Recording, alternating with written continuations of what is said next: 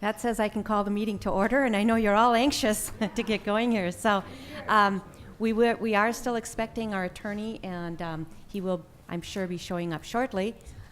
With that, I'm going to call the meeting to order, and our first order of business is we're going to say the Pledge of Allegiance, after which we are going to do the ceremonial public swearing in of the new officials. With that, please join me.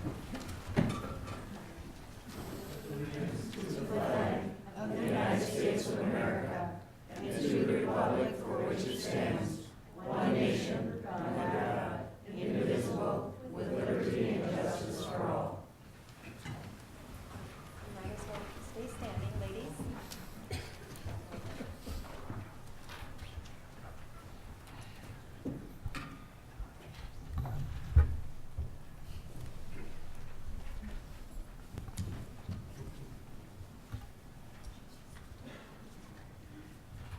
So I think, Yeah, no worries. from there. On November 4th, 2014, Pam Mortensen was elected to the Minnetrista City Council and will serve a 4-year term that will end on December 31st, 2018. Ms. Mortensen, please raise your right hand and repeat these words after me to affirm your oath of office.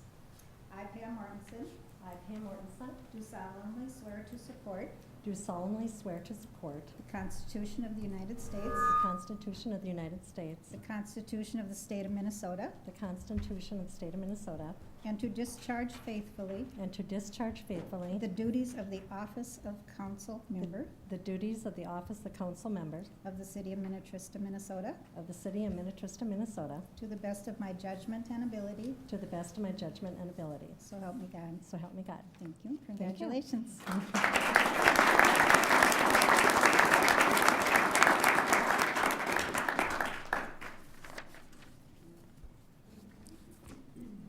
On November 4th, 2014, Patricia Thole was elected to the Minnetrista City Council and will serve a 4-year term that will end December 31st, 2018. Ms. Thole, please raise your right hand and repeat these words after me to affirm your oath of office. I, Patricia Thole, I, Patricia Thole, do solemnly swear to support do solemnly swear to support the Constitution of the United States, the Constitution of the United States, the Constitution of the State of Minnesota, the Constitution of the State of Minnesota, and to discharge faithfully and to discharge faithfully the duties of the office of council member the duties of the office of council member of the City of Minnetrista, Minnesota, of the City of Minnetrista, Minnesota, to the best of my judgment and ability, to the best of my judgment and ability. so help me God. So help me God. Congratulations and Thank thank you. you.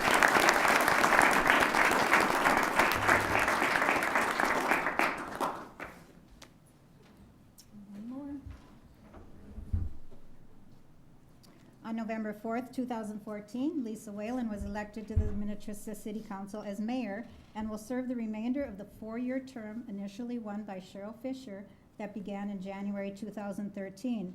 Ms. Fisher resigned the mayor's seat in April of 2014, prompting a special election for the Minnetrista mayor position.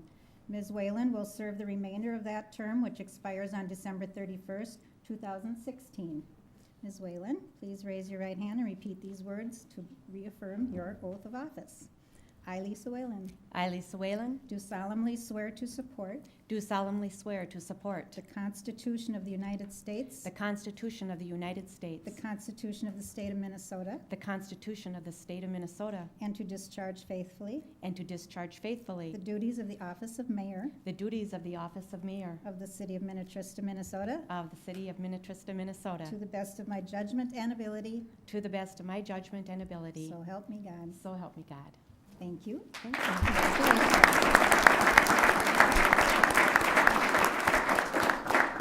Would you care to join us for a picture? Please. You're part of the team. Could we get a few pictures of the entire new council? We're going to have to stand over here so we don't get the podium in the way, if that's okay. Come on. All right, I'll stand in front. Doesn't roll very well. Yeah, no, it doesn't. Thank you. If possible, it'd be really great to have Minnetrista in the background behind you, if we get if that's Are we- possible. Okay, all right. Will this be in the way then? But that just don't- Great idea. There we go. Is this good? Good-looking group. Very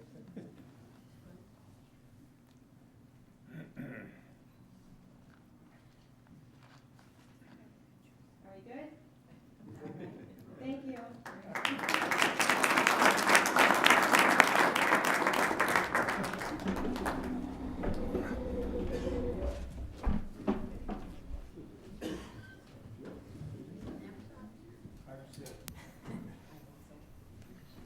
So now we begin our regular meeting. If anybody wishes to stay, you are all very welcome to stay. If not, hopefully you'll join us at another meeting. Our first order actually is approval of our, I'm going to do introductions first. As you know, Mayor, we have new council member Patricia Thole, Mr. Vanderlinde, Mark Vanderlinde, new council member Pam Mortensen, and existing council member Bob Christians. Next to Bob Christians, we have our city engineer, Paul Hornby. And next to me is our interim administrator, Mike Baroni. Next to him is our finance director, Brian Grimm. And then we have David Abel, who is our city planner. Next to David, we have our city attorney, Ron Beatty. And then our chief of police, Paul Falls. And I remembered all their names. That's good. With that, approval of our agenda. During our work session, we did have a discussion on our building inspections, and I'd like to add that as an agenda item. It would come under business items, and number 6H, I believe it would be, after the water treatment discussion. Are there any other additions or changes to the agenda? Staff, none? No, I don't Okay. think so, Mayor. Hearing none, then a motion is in order to approve the agenda as amended. I'll make a motion to approve the agenda as amended. Okay, is there a second? Second. Okay, motion has been made and seconded to approve the agenda as amended. All those in favor signify with aye. Aye. All those opposed, motion passes. Next, we have our persons to be heard. We have a number of individuals. We have Jim Turner. I just assumed be part of the water discussion. Okay, great, that's fine. And then we have Russ Fisher. I'd like to point out, please state your name and address for the record, and also you will be limited to 3 minutes. Gotcha. My name's Russ Fisher. I am a 38-year resident of Minnetrista, and I live at 940 Bayside Lane. And Madam Mayor and council members, I appreciate the 3 minutes. I'm sure I won't go over. As you all know, I'm the one that made the massive data request back, I think, in May of last year. Could you line your mic up so that... Okay, is that better? Some of the information that came out in that I've kind of summarized here in a paper, basically a memo to file that I would like to read into the record. And I call it the anatomy of a conflict of interest. WSB, the Minnetrista contract engineering firm, was given a contract to design and manage construction of a water filtration system for the city of Minnetrista. A council member connected to Wigan Water Technologies, a seller of reverse osmosis equipment, and brought the company into the project discussion on a non-public basis. Jeff Wigan of Wigan Water Technologies begins the promotion then of the much more expensive RO technology. Jeff Wigan confidentially introduces council members to the engineering firm of Bolton & Mink. Jeff Wigan then begins a campaign to discredit, libel, and embarrass the engineering firm of WSB.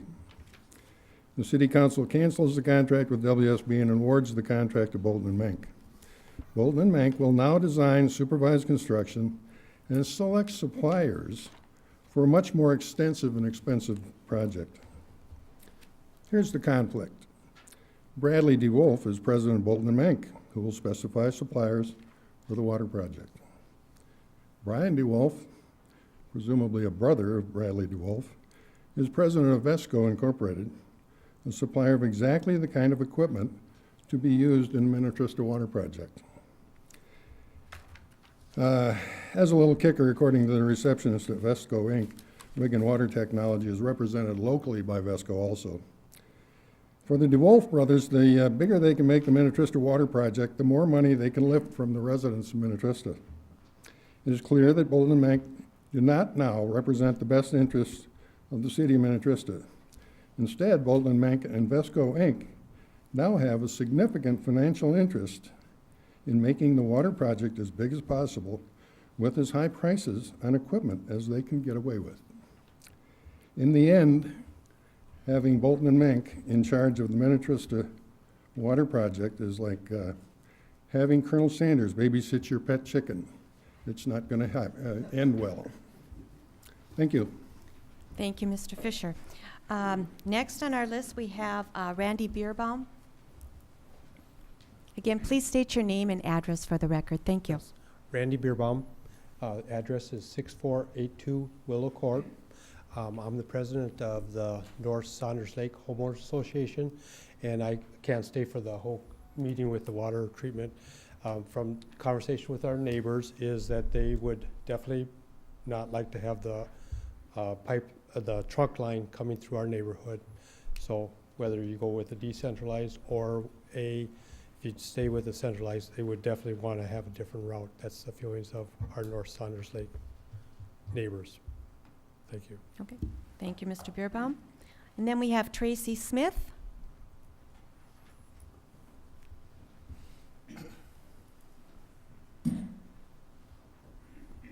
Hi, my name is Tracy Smith. I live at 6545 South Saunders Lake Drive in Minnetrista. And I'm also secretary of the Homeowners Association, but I'm not speaking on behalf of the Homeowners Association, but rather as a resident.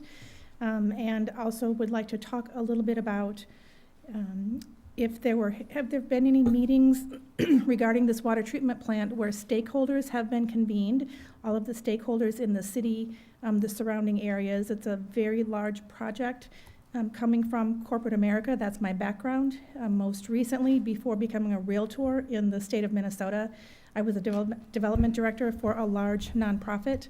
We went through a capital campaign process that was $40 million to acquire land and build a large facility.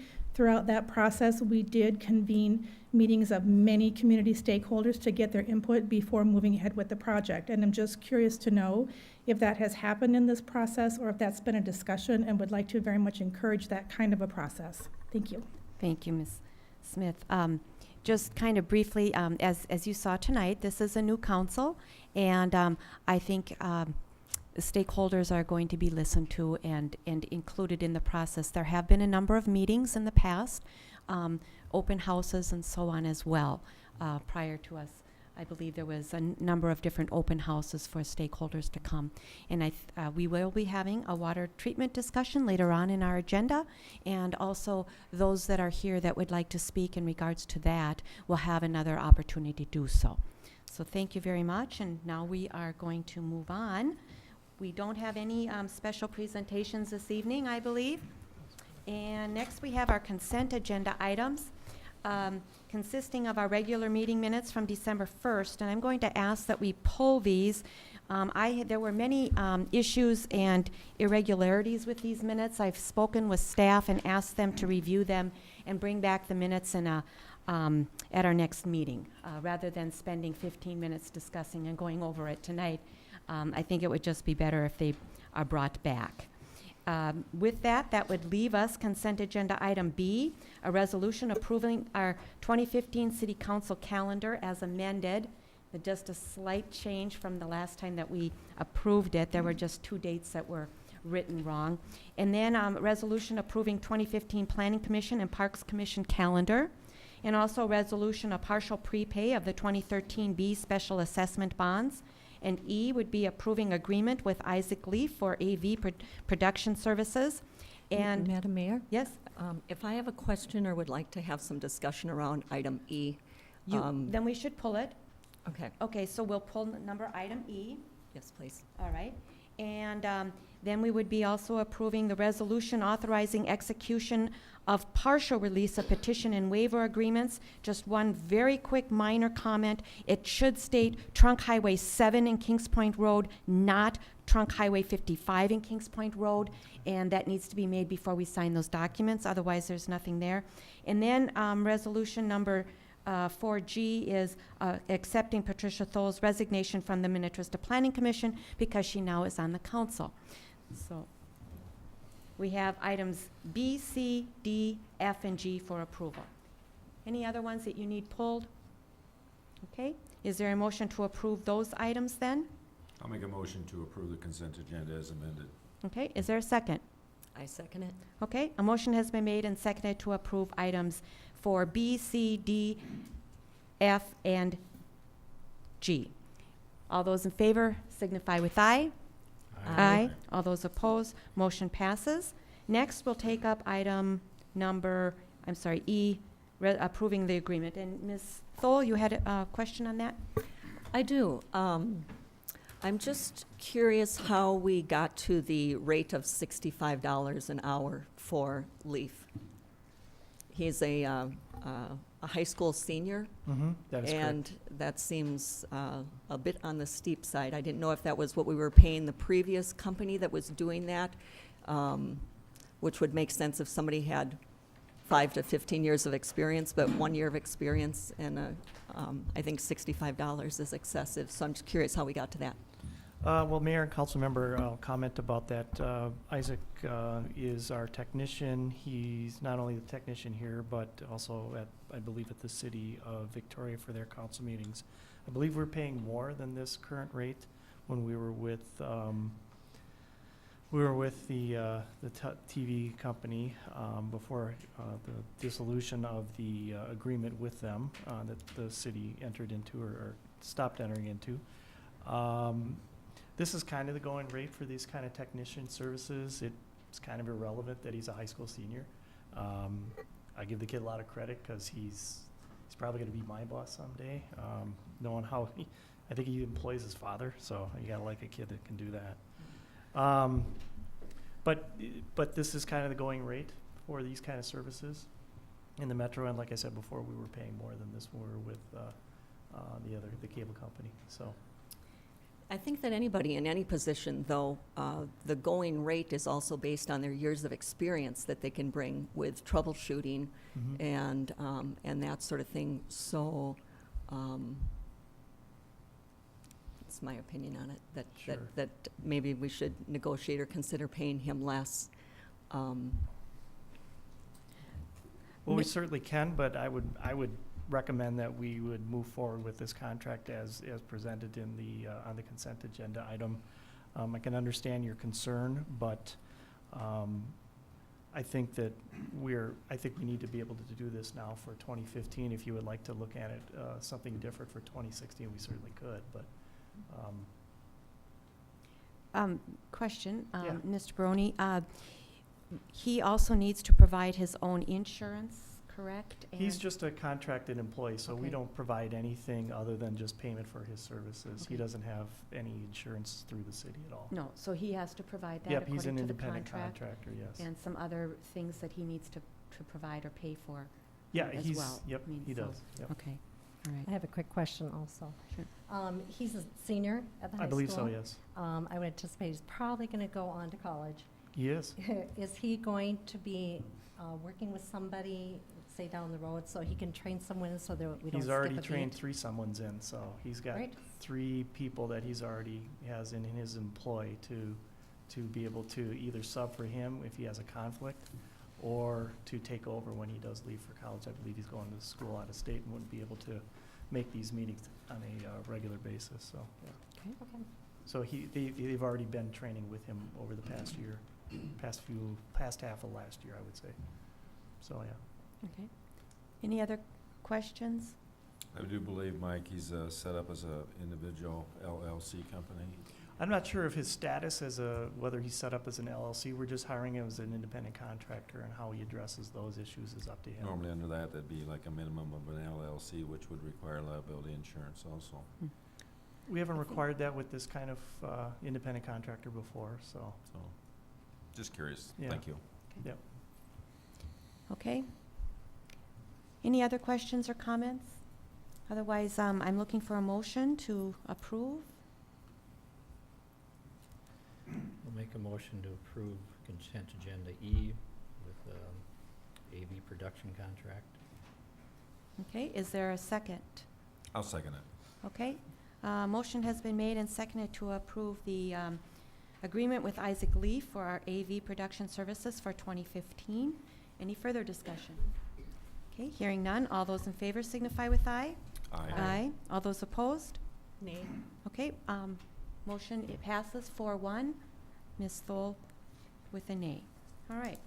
Next, we move on to our business. There's no public hearings this evening, but as I stated before, during our water treatment discussion, the public will have an opportunity to weigh in.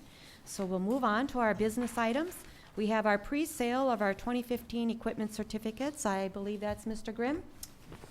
Yes, Madam Mayor and Council, that's myself here, and Mr. Todd Hagan I'll bring up in a second here. He'll start making his way up while I'm talking here. This item is on page 45, or starts on page 45 in your packet, and basically the pre-sale report is attached in the subsequent pages, and this is was part of our 2015 budget process to use equipment certificates to finance our 2015 capital improvement items such as our squads and public works equipment that was in the budget. So this is now just bringing that forward to do the pre-sale report, have Todd present that, and then explain the processes, how we would do those equipment certificates, and how those would get out to the banks for, and proposed what we think the interest rates will be, etc. So I'll let Mr. Hagan take it from here. So thank you, Brian. Welcome, new council members, Madam Mayor. Todd Hagan from Ellers and Associates, the city's financial advisor from beautiful downtown Roseville. Tonight, we are presenting a pre-sale report for the potential sale of some relatively small issuance of bonds to kick off 2015. As you know, and last year we refinanced quite a lot of bond issues to save the city money. This is a smaller bond issue, and relatively speaking, what we do is we set forth this in front of the council, look at the pre-sale report, and then we set a bond sale. I think this one's for February 2nd.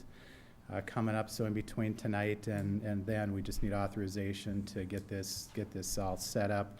And as Brian said, we're looking at soliciting bids from local banks in the area here because it is relatively small. It's short in stature. It's only 5 years. And we would like this bond to be offered with option to prepay on any date at any time without penalty. And we feel local banks are a good source for this. So hopefully we get some folks out there that step up and give us some bids. Again, we'll present that on February 2nd, and you can pick the best one if that's what you want to do. So, tied to anything at this point, again, we'll represent this February 2nd. The city, as Brian said, did sort of levy for this in the budget the first year, around $70,000 for budget in 2015. So we're able to sort of have a principal payment a whole year sooner than normal on a bond issue like this. So it should move quite rapidly as far as amortization is concerned. The city is also, if you look at the pre-sale report, contributing $50,000 of funds on hand, again, to lower the borrowing amount, and I think that was in the budget as well. So it ends up being a $334,000 general obligation, what we call equipment certificate, and it's a bond. If it walks like a duck and talks like a duck, it's a duck. So it's a certificate. It's within the parameters, the issuance limit parameters. The city and all cities in Minnesota are limited for tax levy only type bonds, 3% of the market value of the city. This counts against that, but you're far from getting to that point, especially on this bond issue. You're also within 0.25% of the market value of the city, so we don't have to pass a resolution to go forward and publish. So this, again, is a general obligation bond. The full faith and credit of the city is behind it, and it is payable through taxes. We talked about how we intend to solicit bids on this bond issue.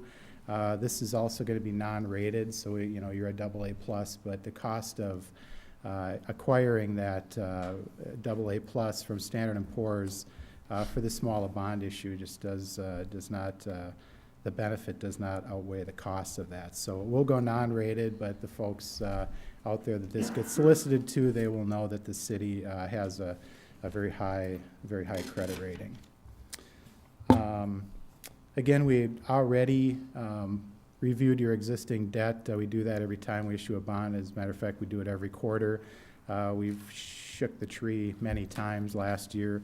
There's nothing left, but we're keeping our eye open for future opportunities to lower the interest rate on any of your bonds. Again, we're at a historic low right now, as you know, in interest rates, bond issues especially. So we did take a look at that. We also want to make sure it's not just us in the bond issue. As financial advisor or municipal advisor, want to make sure you're okay with our friends at Kennedy and Graven, who are also your bond counsel. If you're fine with those folks as your bond attorney, the city will be their own paying agent on this one, our bond registrar. So they'll just pay the bank, whoever we come up with, as far as the lowest interest costs. And again, no rating agency. These bonds will go out non-rated. So if I'm up for questions, if any of the folks in the council have any questions on this, but we will look for a recommendation and approval of the resolution that's attached here to come back on February 2nd and show you what we found. So, any questions from new, old? Everybody's on the council now. Yeah, just kind of briefly, what Yep. are you seeing in terms of rates? Yeah, this one probably an average rate on this. We're modeling this at 1.55 or so. Okay.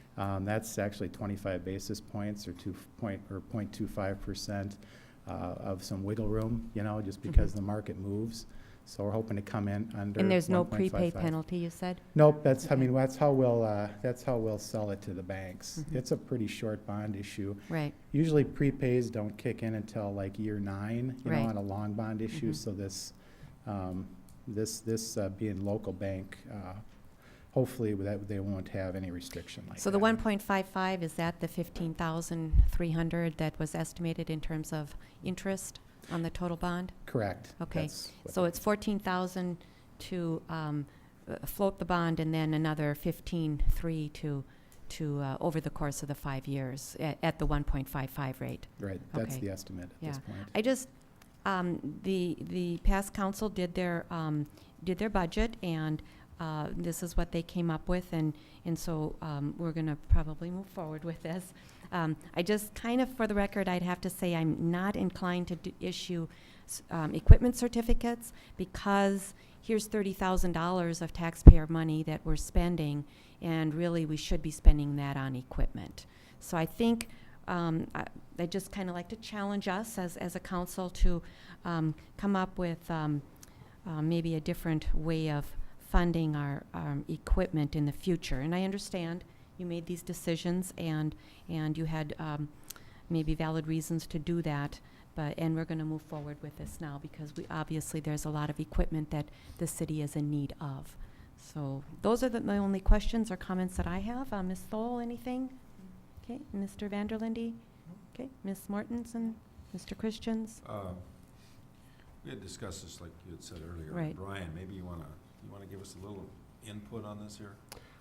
I guess the thing that I would add is one of the reasons, I'm not a big fan of equipment certificates either, but we hadn't levied for any capital purchases for squads, and we'd been using down our fund balance and Right. stuff. So we just got to a point where, we had probably, I guess, for lack of a better term, kicked the can down the road a little bit. I mean, the economy was tough and stuff. We held off on purchasing some equipment, and now we had, I think when Gary Peters, our public works supervisor, soon to be superintendent potentially, was in here. I mean, there was some vehicles, equipment that he needed that, during the budget process, the stories were told as far as, closing Right. some, a door with a sledgehammer and stuff. I mean, there was things that were just needed and this was the best way to make the overall budget work and keep the levy at about a 3% increase and try to make the best of purchasing the equipment we needed, as well as keeping the tax levy, by spreading out the, not levying $300,000 all in one year, paying for Right. it, $70,000 a year, or $65,000, $70,000 a year. So over the from next when year. we discussed this originally, have you had a change of heart on this? Have you had any difference of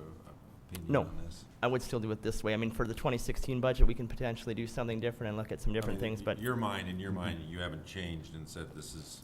nope, this is how I would. At the time, I agree with you, at the time, it Yep. appeared to be the best way to Yep. do it at the time. And I still think it is for the 2015. Mr. Christians, I understand, because when I was on the council previously, we were in a similar situation. We had levy limits. Sure. And so sometimes when you have levy limits, then you're really under the gun. And also to try and level out that tax levy so you're not making these big spikes or drops or whatever. There was no Yep. difference in opinion Nope. or change Right. if something changed. Yeah. So, thank you. So with that, any other comments or questions? You had mentioned that you were looking at local banks. Mhm. How do you proceed to get bids on something like that? Are you What- looking at, you're serious about local banks, right? Yep, we've asked Brian for a list of banks. For the list of You local can take a banks. look at what he's got, and if you guys have any other ideas, we can add those. I prefer they come from the city. Okay. We'll take a look at it too, and if there's any other ideas we have of reaching out farther, of any banks that might be interested outside of that kind of the area, we'll let Brian know and may add them too.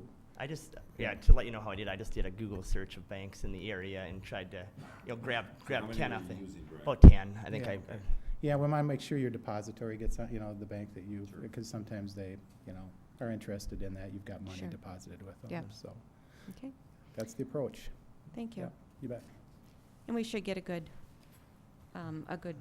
response if we're going to request or solicit 10 banks, so. Okay. With that, then, I'm looking for a resolution to approve the pre-sale of our 2015 equipment certificates. So moved. Okay, motion has been made. Is there a second? I'll second it.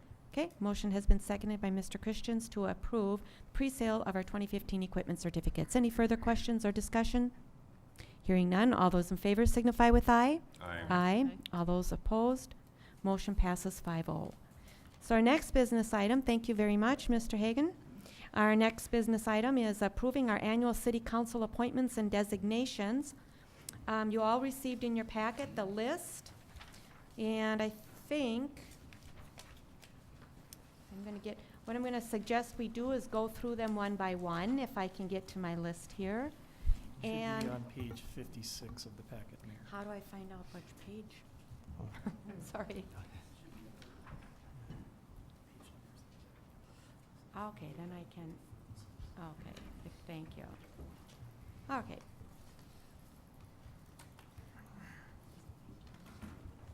Right there.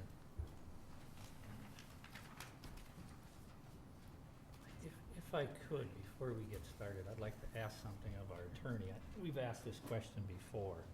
When we do committee assignments, there's something, they should be done in a public forum, right? At a council meeting? You're talking about the assignments that you're about to do? Yeah. Yes, Yes, definitely. yeah, Okay. yeah. And they have to be voted on too publicly, Right. so. And that's, the only reason I asked that, I kind of ran into a little bit of maybe an embarrassing situation at the last Pioneer Sarah Creek meeting in December 18th. I was informed at the meeting that I was no longer going to be the representative. No, that's not true. Nobody said that. Nobody said that. You can check the minutes. Yeah. No. So they made that up? Well, I can tell you, I said, the council has to make that decision in January. I was told that. Yeah. Well, And that I'll was tell you, not I'm me. going to make a recommendation contrary to that, but let's go through this, okay? Because, Like I say, I just want to make, it just seemed really odd and it was embarrassing that I've been on a commission for a year. well, you weren't And- at that meeting. Yeah, I was there in November or Oh, December at the 18th. November, yeah. At the December November 18th. meeting, you were absent, right. Okay. And I was informed that I was not going to be their representative next year. So I was kind of like, how did they know that? Yeah, I'm sorry. There was some, they asked me because I was at the public open house in November, and I attended, and they said, well, is Mark going to be the representative? And I stated, I don't know. I said, I have no idea. That has to be a council decision, and we'll make that decision in January. And they asked me if I was going to be the representative, and I said no. I said no.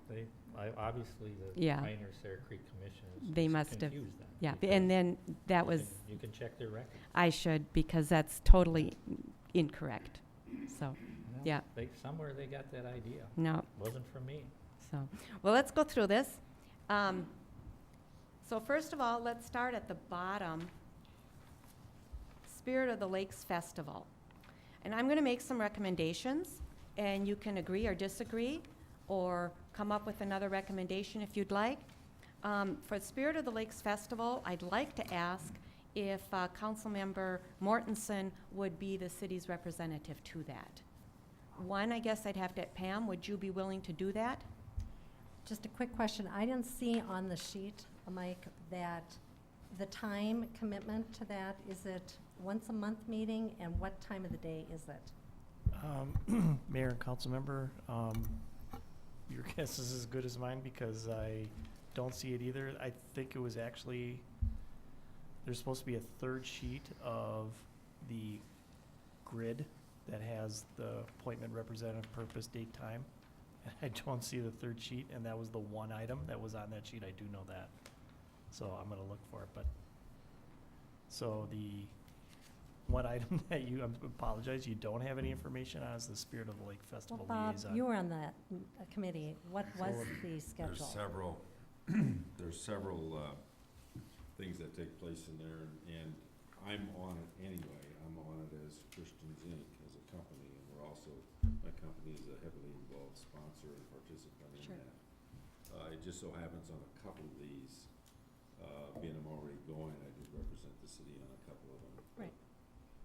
From a time commitment, the time commitment really isn't that much other than the fact that they do it and do expect you to volunteer and participate at the Spirit of the Lakes events that take place.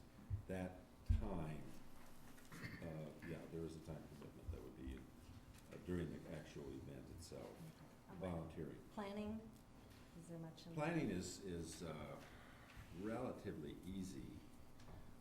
That has been headed up for the years by the Biseys. I don't know if you're familiar with John and Kristen Bisey. They've Yeah. handled that for years. Candace has been involved in that to some extent also. The main time element that you would have would be the actual event. Event. The celebration and the parade itself. Do you know the date of that? What week? Typically, it's in the, it's typically the end of June. I don't know what the date is as of yet this year, but it typically is the end of June. If you recall last year, the city of Minnetrista did participate, the council participated and was involved in the parade and also in the sponsorship that the members and the council members themselves donated funds for that. Okay. And we did it out of our own pocket, if you recall. Mhm. So I mean, it's not a huge deal. Like I said, from my standpoint, I'm involved anyway. So So this would just give Minnetrista one more face, so it'd to be speak. well, I would then obviously Right. not be representing Minnetrista, Yeah, but I'm but- still there. I'm still Yeah. there as Christian Sake. Right. Okay. So- I do a lot of event planning, and I think this would be a good position for me. Okay, okay. Let me ask, do you want these separately, one by one, or do you want them all together? I think what we can do is we can go through these one by one and decide who it is that's going to be assigned to each one, and at the Okay. end, make one motion to approve the slate Okay. of appointments instead of motions on a one-by-one basis. Okay. Then we have the West Tonka Community and Commerce Liaison, and Mr. Christians, that is you currently. I would recommend that you stay on as that. I would like to go occasionally and be another face and voice for Minnetrista as well, if that would be appropriate. There are some events that take place in that I think would be a good idea. For example, usually there's, and you can help me out, we have somebody in our audience tonight that's very actively involved also by the name of Pat Mon sitting over there. And Pat will tell you that we're very, Christians Inc., along with representing Minnetrista, have been very much involved. There's a couple events that take place. The last one was an update, which was held at Ellen Alma's, kind of an update of what's happening in the community, where all the mayors from all the local cities kind of gave an update on it. So yeah, Okay. on an ongoing monthly basis, probably not, but on the bigger events that's either held at Burl Oaks Country Club or Ellen Alma's, yeah, they're very informative. Okay. Very good. So, so we'll designate you as the individual, okay? And again, I'm involved with it anyway, so it makes it Right. very easy. Right. Then the Gillespie Center Liaison, that used to be Ms. Donahue. I'm going to recommend myself for that position. I think we need to have some discussions with them and just reach out to them. I know there's not been a lot of communication between the city and the Gillespie Center, so I would like to work on that relationship and like I said, just reach out to them. Is that okay? And then we have the Pioneer Sarah Creek, and again, I'm going to emphasize, Mr. Vanderlinde, I did not state that you wouldn't be there. I was asked if I was going to be the representative, and I made it very clear that I was not going to be, that I wasn't interested in that. Having said that, what I would like to suggest is that Pam Mortensen, who happens to live in that watershed, would be a good representative for that. A couple of reasons, and I'd like you to participate in some other appointments here. So, but she lives in that watershed, and she's very close to City Hall of Independence, where those meetings are held. And I did look at the attendance record, and I know you took over. No, you were there for the whole year, right? Pretty much, Okay, yeah. because there were several absences. Now, with that, I would also like to point out that the Pioneer Sarah Creek watershed, it's a JPA, the Joint Powers Agreement, and the JPA actually requires the cities to designate what they call an alternate. And the alternate is an individual that would go in the event that the appointee cannot make a meeting, and the alternate does have voting powers. And so that is a good thing, so that when somebody can't make it, the alternate can go and can have a voice from Minnetrista. And I would suggest that we have an alternate. And if you would like to be that alternate, Mr. Vanderlinde, that would be fine. If not, I can take that on, or if somebody else would be willing to do that. Okay, all right. Then I will recommend Ms. Mortensen, if that's okay, and as the designee, and then I would be designated as the alternate. Then we have Minnehaha Creek Watershed District Liaison. Is there anybody interested in that?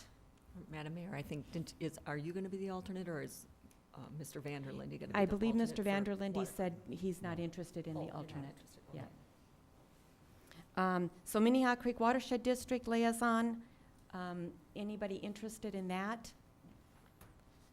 Because I can do it. Obviously, I'm very well informed on water issues.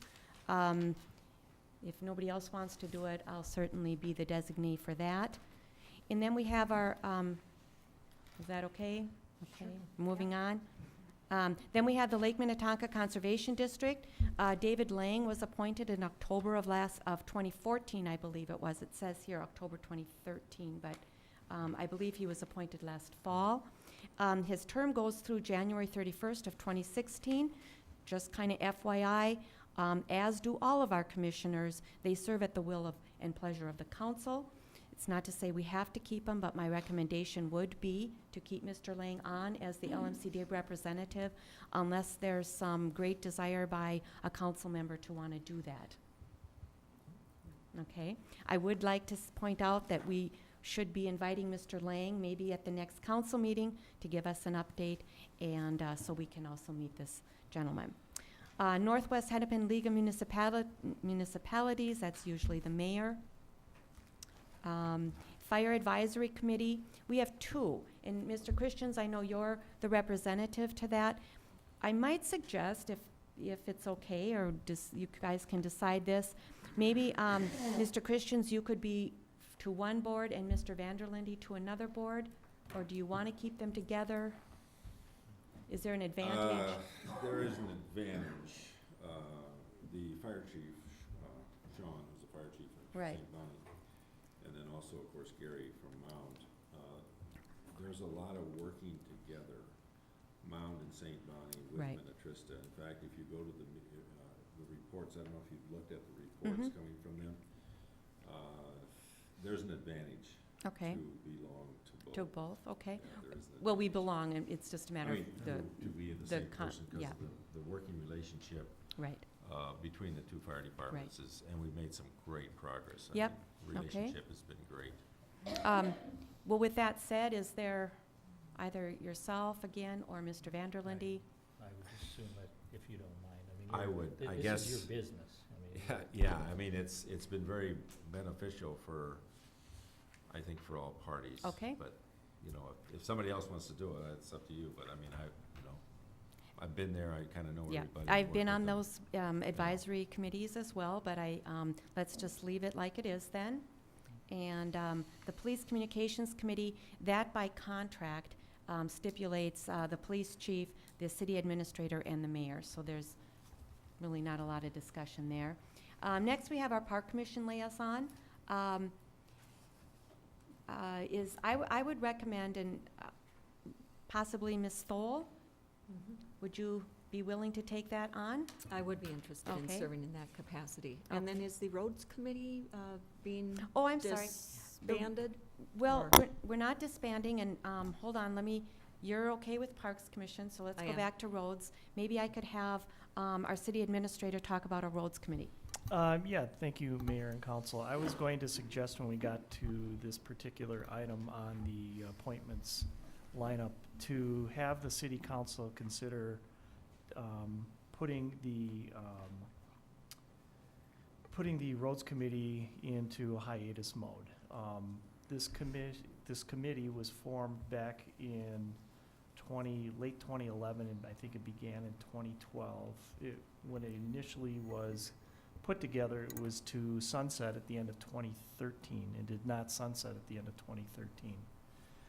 Last year, even though it was a kind of a bit of a transition year, with Mr. Funk leaving the city, he represented his office on that particular board. Mr. Erickson, who was with WSB, and our city engineer at the time, was on there. So we transitioned myself and Mr. Hornby, and also we included Gary Peters. So it was a bit of a transition, but despite all that, the Roads Committee did a very good job. They created the pavement management plan, which was approved by the City Council in 2014. One of their other prime directives was to work on increasing the CIP for future years. We put together that CIP budget where we're now increasing over the next 5 years, 100,000 for this year, roughly the same amount for the next couple of years, and I think that dollar amount goes up to 150 additional dollars every year for the following 2 years. So we're transitioning from that pot of money for the roads, CIP for roads, the $300,000 range up to about $900,000 range, which was called for in the pavement management plan in order to manage those roads better. And so I think essentially a good chunk of the work that the Roads Committee was charged to do has been accomplished. I don't want to waste their time. I don't really want to waste additional staff members' time going to meetings when essentially 90-something% of their work is done. That's not to say that they may not have other challenges that would come down the road, so I'm not saying that we need to disband the Roads Committee, but I'm thinking for sure for the first half of the year, we'll put it on hiatus and then maybe revisit it at a council meeting. You know, if we see a need where we might have to have them get together and meet again, then I will certainly bring that forward to the council for considering kind of re-invoking or restarting that particular group. I think tonight what we may want to do is to actually assign one of the council members, Mr. Vanderlinde has been the liaison, maybe have him be that again, considering that's Right. very similar, and he's got quite a bit of understanding about heavy equipment and the nature of that kind of work. Having him appointed, it may not be a lot of work, especially in the first half of the year, and then we'll maybe just reevaluate it in June and see where it goes. But that's my recommendation. I think we've got plenty of resources here between Mr. Hornby and Mr. Peters to give direction to council on things that may come up, so. Okay. With that said, then, would you like to remain on as the liaison for the Roads Committee? Should we convene them? Yeah, that's fine, because it actually may work. A lot of this is gonna have a conflict.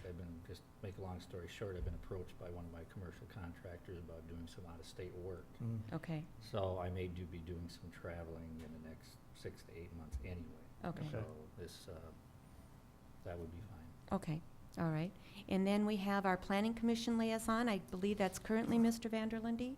Would you like to remain in that capacity? Because of what's gonna happen if this job goes through, I don't think I should. Okay, all right. Is there somebody else that's interested in the Planning Commission liaison position? Otherwise, we could rotate, or I think it's important to have a city council member there, and I certainly could do it some of the time. I know I can't do it all of the time because of other commitments that I've had. Ms. Mortensen or Ms. Thole or Mr. Christians, anybody interested in on a rotating basis? Is that possible? I think anything is possible. I'm not sure if there's anything that precludes just doing a rotation, yeah. Okay, I would be more willing to do the rotating part. Okay. Just with the time commitment that's Okay. involved in that. Mhm. okay, I would be willing to help out on a rotating basis as well, because those packets of information can get rather lengthy, 80 to Right, 100 yeah. pages. It takes a fair amount of reading and right, driving around on the Right. weekend, and so, but would be willing to share it with others. yeah, or- okay. All right. So then let's designate the, myself and Ms. Thole and Ms. Mortensen as the liaisons, and we'll do it on a rotating basis. So it shouldn't be too much because they meet once a month, and if we do it rotating, it would be quarterly then. But it's also a good learning experience, so that'll be great. And then we have our Economic Development Personnel Committee. I'm going to recommend Ms. Thole. She has HR background, also small business background, and I'm also going to recommend myself as the mayor to be on the Personnel Committee. I also have a lot of background, 12 years of experience on the City Council, and and I used to be on the Personnel Committee. I did serve in that capacity, and also small business background and HR knowledge as well. And since you're going to be traveling, that might also hinder you from being on that committee as well. So those are my two recommendations for the Personnel Committee. The Economic, is that okay? Yes. Okay. The Personnel Committee, the Economic Development Authority, it's the Minnetrista City Council, it's all members. It's kind of, you're it, no matter what. And then we have our acting mayor, and I'm going to recommend Patricia Thole as the acting mayor for the next year. Those are my recommendations. It sounds like we're in agreement. So with that, do you want a motion to approve those designees? Okay. Is there a motion to approve these designated individuals as we've discussed? I approve, or I make the motion to approve the designation as such. Okay. Is there a second? I'll second it. Okay. Any further discussion? Okay. All those in favor signify with aye. Aye. Aye. All those opposed? Motion passes 5-0. Next, we have approving our Park and Planning Commission seats. We had a brief work session prior to this regular meeting, at which time we interviewed 3 candidates for the 2 open Planning Commission seats and 1 candidate for the 1 open Park Commission seat. So why don't we take the easy one first? Let's see. Mr. Vars was the one and only candidate for the Park Commission. Council, any further questions or comments? His term would be, I don't have it in front of me, I'm sorry. A 3-year term starting actually next week. I believe you would be seated. It's next Tuesday at 7 p.m. And is the council in favor of approving Mr. Gary Vars to our being the newly appointed Park Commissioner? Make a motion to appoint Gary Vars to the Parks Commission. Okay, is there a second? I'll second it. All right, a motion has been made and seconded to approve Gary Vars to the Minnetrista Park Commission. Any further questions? All those in favor signify with aye. Aye. All those opposed, motion passes. Next, we have 3 candidates. We have Ms. Sylvia Allen, Mr. Peter Vickery, and Mr. Guy Warner, all applied for the 2 open seats on the City Planning Commissions. And I'd like to make a couple comments, and I'll give you my opinion, and you're certainly welcome to differ. Mr. Warner has served on the Planning Commission in the past for 7 years, as he stated, and has been a big asset, a tremendous asset to the Planning Commission. And last year, a couple years ago, he decided he offered to step off the Planning Commission in lieu of the Roads Committee. And that's why when this opening became available, I think he said, hey, you know, I really want it. The Planning Commission is kind of my thing, so to speak. And he came back and reapplied. Ms. Sylvia Allen has served in the past on the City Park Commission and felt that it would be a good challenge for her, or opportunity for her to come forward and serve on the Planning Commission. Mr. Vickery doesn't have any of that city experience, however, also a good business background. However, I do want to say with all three of these individuals, thank you very, very much for applying and willingness to serve in this capacity. So my recommendations would be Mr. Guy Warner and Ms. Sylvia Allen. Anybody else have some comments or differing opinion or wish to make a different observation? I agree. I think the experience that Guy brings to the table is important, and I think he'd make a good candidate. I'm going to differ just a little bit. Sure. Respectfully. I think that Sylvia Allen would be a good candidate. She proved that she was very interested in serving our community in the city of Minnetrista by running for city council. And she ran, did a very nice job, handled it respectfully. So I would vote for Sylvia. And then I think that in some commissions or in the council or anything, some consistency is good, but also some new blood is good as well. And so I would be in favor of Mr. Vickery being selected to serve on the Planning Commission, and I think that his financial background would would round out that committee really well. Okay. Mr. Christians? I have to agree with Patricia. Okay. I'm gonna ditto. I agree with Patricia. Okay. And Mr. Vanderlinde? I would agree also, and please, Guy, don't take it. I'm just a proponent of trying to get some new people involved every once in a while. It's tough to get people involved, and it'd be easier if there was just 2 applications. I think you've done a great job.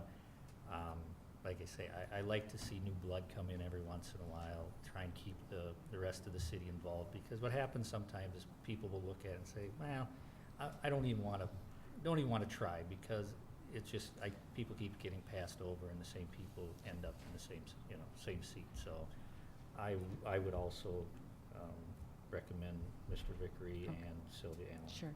And again, all 3 candidates are very highly qualified, and as you stated, it's good that more than 2 applied, and yet it's a difficult decision, and I'm fine with Mr. Vickery as well. So if that's the council's pleasure, why don't we make a motion? Because I think, and Mr. Warner, I have to say you were a fabulous asset to the Planning Commission, and hopefully we'll see you back again sometime in the near future. So is there a motion then to approve Ms. Allen and Mr. Vickery to our Planning Commission? Madam Mayor, Oh. if I may just interject. Yes. This is a little unique because one of Right. typically it's a 4-year term Correct. on the Planning Commission. One of these seats is filling Patricia Thol's former seat, which Okay. she has served 1 year. Right. So we're going to have 1 4-year term And one 3-year 3-year term. If we could make that decision right now, that'd certainly be beneficial. However, you would like to divvy that up. Who gets which term? Maybe I could ask the applicants, Ms. Allen and Mr. Vickery, does it matter to either of you whether you serve 4 years or 3 years? Again, you're serving at the pleasure of the council, but You got a coin, you can flip it. It's one way of doing it. That is one. It's fair. Absolutely. you'll take the 4-year? All right. Thank you for making that easy. All right, so the motion would be to appoint Sylvia Allen for the 4-year term and Mr. Peter Vickery for the 3-year term. Do I have a motion to that effect? I make a motion to appoint Appoint. Ms. Allen to the 4-year term for Planning Commission and Mr. Vickery Vickery. for the 3-year term for the Planning Commission for the City of Minnetrista. I'll second it. Okay, thank you. Any further discussion? Okay, hearing none. All those in favor signify with aye. Aye. Aye. All those opposed, motion passes 5-0. Thank you. And welcome to the commission and city governance. All three of you. Thank you very much.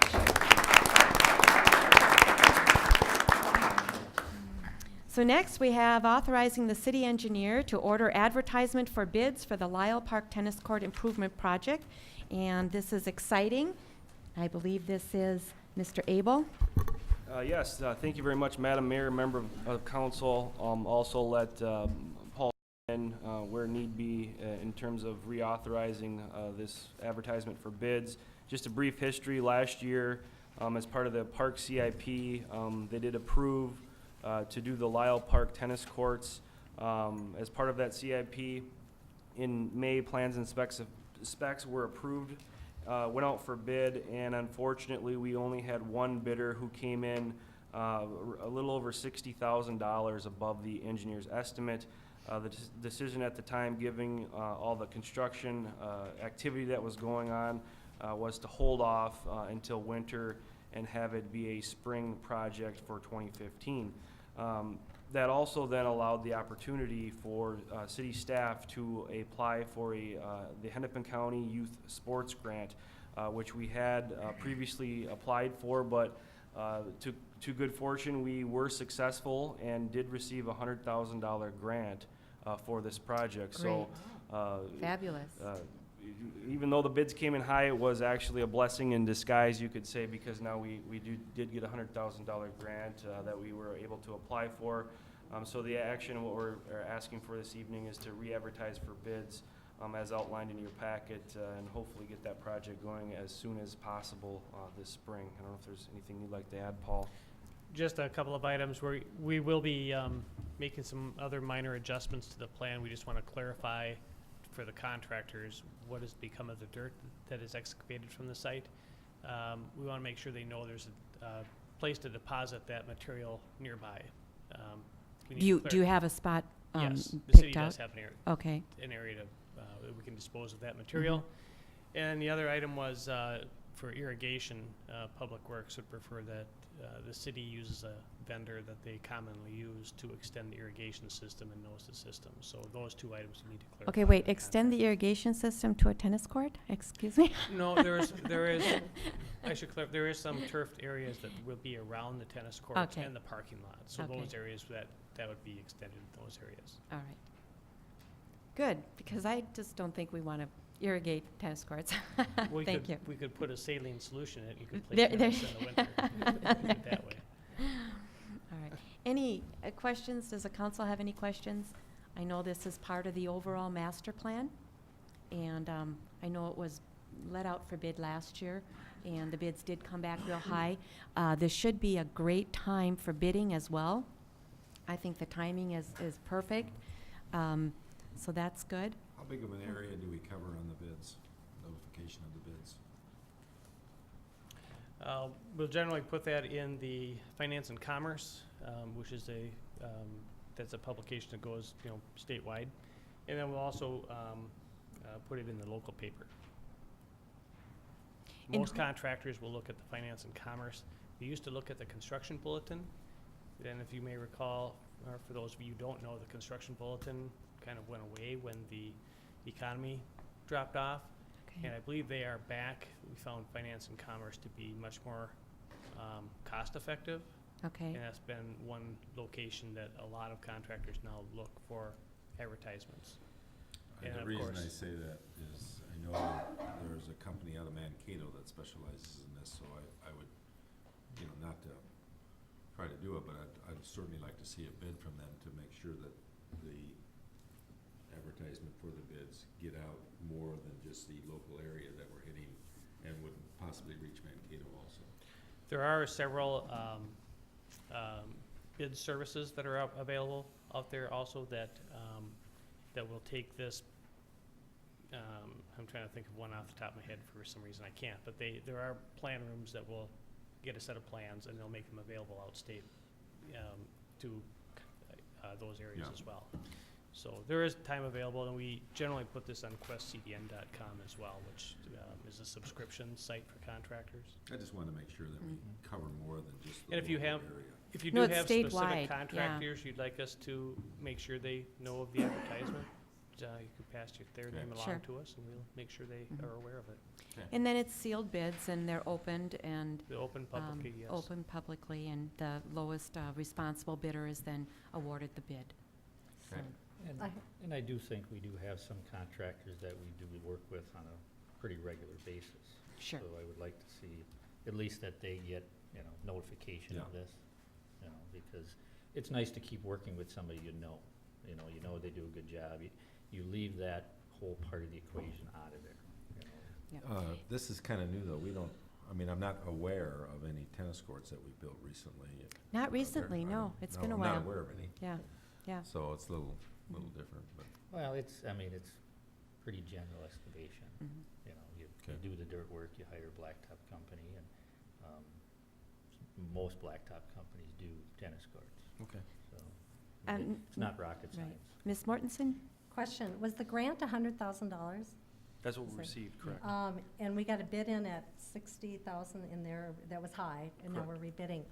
Do we get that extra No, 40,000? No, the Is bid that- was 240, I believe. That engineer's estimate was 249. Oh, okay, okay. And it was, the in the bid, the Got it, one bid got was it, okay. 60,000 over. Yeah, that. Over last- that, last over year, that, Came in yeah. at a Three little over Right. 311,000. Okay. So we're hoping for the 240. Yeah. We'll see. And have $100,000 grant to offset Yeah. that, yeah. Right. So again, this is part of their, part of the master plan for Lyle Park, and it's been in the works for a while, so this would be a great asset for the people in Hunter's Crest. Any other questions or comments? Okay, hearing none, then I would entertain a motion to authorize the city engineer to order advertisement for bids for the Lyle Park Tennis Court Improvement Project, city project number 01-15. So moved. Is there a second? Second it. Okay, motion has been made and seconded. Any further discussion? Hearing none, motion passes. Next we have, so it's a, right? We got a vote. We vote, please vote. Aye. I'm trying to move along too fast here, okay. All those in favor signify with aye. Aye. Aye. Motion passes 5-0. Thank you.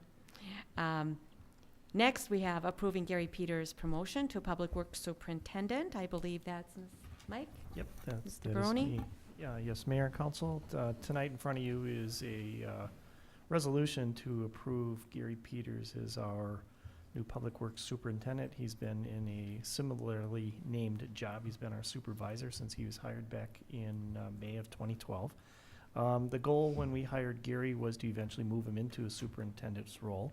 We ended up hiring Mark Erickson through WSB on a contractual basis to do some public works director duties in lieu of the fact that we went from a superintendent from our previous person in the job down to the supervisor. Gary was hired with not a lot of supervisory experience, and so we had to bridge that gap. And so the goal all along was to eventually eliminate the public works director position, contractual position, and then move Gary into the public works superintendent position. Gary was able to, during 2014, kind of round out his resume, for lack of a better phrase, being able to work with the rest of the executive staff and dealing with the budget and all the things that go into being a superintendent. He's done a great job. And so now I think he's ready to move into that superintendent role. So you'll see the pay increase as noted in the memorandum. One thing that you don't see in here that has been discussed by council previously is a take-home vehicle for this position. It's not that we don't want to do that, we're just not ready to present that as part of this particular item tonight. We do intend on having Mr. Peters get the truck that he drives while he's here as a take-home vehicle, but we really don't have a policy in place for that, and what I would like to do is to put together a policy and then bring that back in a timely fashion to the council to be able to provide Gary with a take-home vehicle. The nature of his position is he's essentially on call 24/7. If something goes kaflooey in Public Works, first call goes to Gary, and then he starts doing his job, deciding who it is that needs to come in, or if he needs to come in And it's usually quite a few times he has to come in, so he's using his own vehicle for that right now and has been since he's been in the supervisor position, so, we would like to do that, but again, it's just not ready for tonight, so. Okay. So I'll stand for any questions, but, we are recommending moving Gary to that superintendent rate. Mr. Barone, my only question is, since he is in a supervisory position, why does he have an hourly rate? Wouldn't he be salaried? He is salaried, he will Okay. be salaried. He's not now, but the superintendent position is a salary position. So I'm noting that so you can compare what it is that his Okay, his because pay is in our going to be. packet, it Correct. stated an hourly rate, and And- so, okay, Yeah, we have to input something into our payroll system in I order to pay see. people. So, okay, all right. so you break it down to an hourly rate. All right. They'll have one. Any other questions? I would make a motion to approve Gary Peters' promotion to Public Works Superintendent. I'd just like to make a comment before we Wait, move hold on. or- We have a Sorry, motion on the, I'm no, sorry. that's, hold on, people. We have a motion on the floor. Is there a second? And then we can have further discussion. Is there a second for that? Second. Okay, a second has been made. Now, further discussion, ask your question. Go ahead, Ms. Stoll. Not a question, really, more of a comment. I think that, Gary has done a very good job for our city over the time that he's been here. We're fortunate to have him and his experience. Mhm. I'm glad that we have this opportunity to promote him. And what that also does, in my mind, is that it shows other potential future candidates for staff positions for the city of Minnetrista that although we are small, every once in a while there is an opportunity for promotion. And Right. so I think that that helps us attract and retain potentially quality staff. And that's what we want to do. Exactly. Thank you. Very, very well put. Good comments. As long as, I'm glad you said this, because I was part of hiring Gary. Right. And Gary's done an amazing job.